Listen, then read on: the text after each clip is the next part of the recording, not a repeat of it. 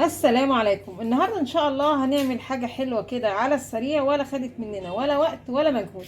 تعالوا بقى نسمي الله ونشوف الحاجه الحلوه دي عملناها ازاي.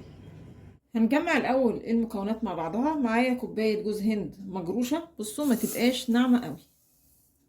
معلقتين كبار نشا، معلقتين كبار ممسوحين كاسترد، وخطوه اختياريه ممكن تستغني عنها، معلقتين كبار لبن بودر، وسكر حسب ما تحبي، باكو فانيليا.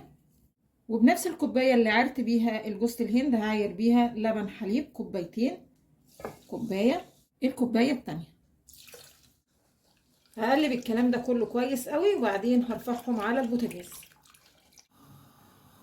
القوام تقل معايا في التقليب وبعدين لازم الفقاعات دي تظهر. هطفي على كده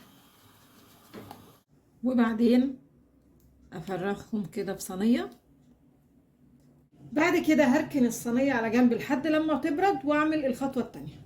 معايا هنا كوباية كريم شانتيه، كوباية لبن متلج، معلقة سكر لو الكريم شانتيه مش محلى، واضرب المكونات مع بعضها كده بالمضرب.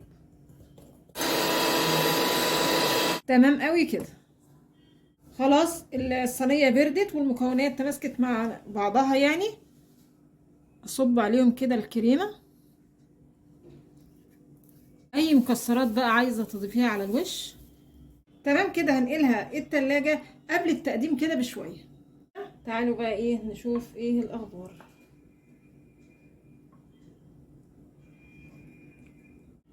بصوا شكلها، عايزة اقول لكم تحفة جدا.